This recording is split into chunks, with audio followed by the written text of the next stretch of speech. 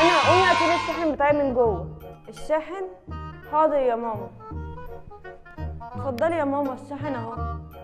صح يا اختي، وانا هشحن ازاي؟ انا عايزه المشترك كمان. طب ما انا كنت هناك يا ماما، ما قلتليش نجيب لك المشترك مع الشاحن. شوف قله الادب، انت هتعدي عليا يا بنت؟ قومي جيبي لي يلا اللي انا عايزاه. خلاص هروح اجيبهولك.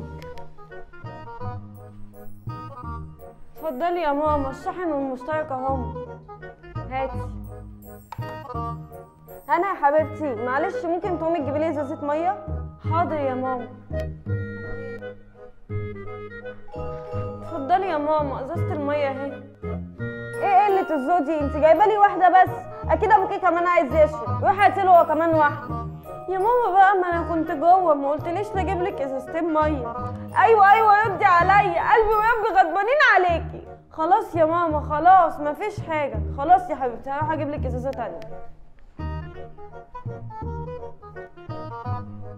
اتفضلي يا ماما ازازه الميه التانيه لبابا اهي. هنا بنتي يا هنا قومي هاتي لي ريموت التلفزيون، عايزه الحق البرنامج بتاع الشيف الشربيني. اتفضلي يا ماما ريموت اهو. انا مش فاهمه يعني انتوا بتحطوا ريموت في قلب التلاجة ليه؟ سيبوني بقى اقعدوا على الموبايل شويه.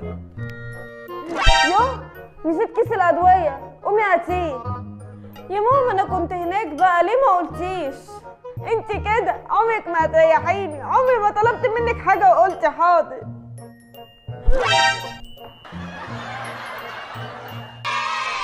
استغفر الله العظيم يا رب. هما مش قالوا يا ماما ان هما يقطعوا الكهرباء ساعه واحده بس في اليوم؟ ايه اللي قطعها دلوقتي يا ماما؟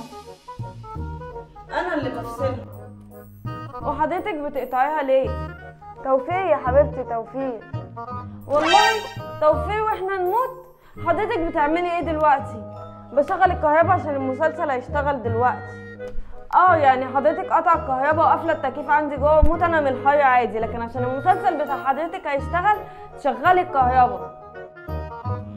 على فكره يا ماما حب النفس اليومين دول مش كويس لحضرتك، انتي ممكن بعد كده تبيع عيل من عيالك عادي. طب اخلصي بقى وعدي يومك بدل ما اول حد هبيعه انتي. يلا اخلصي واعملي لي كوبايه شاي. شاي. ماما قوليلي هو حضرتك ما رحتيش الشغل ليه النهارده؟ اجازه يا اختي وقعدالي. اجازه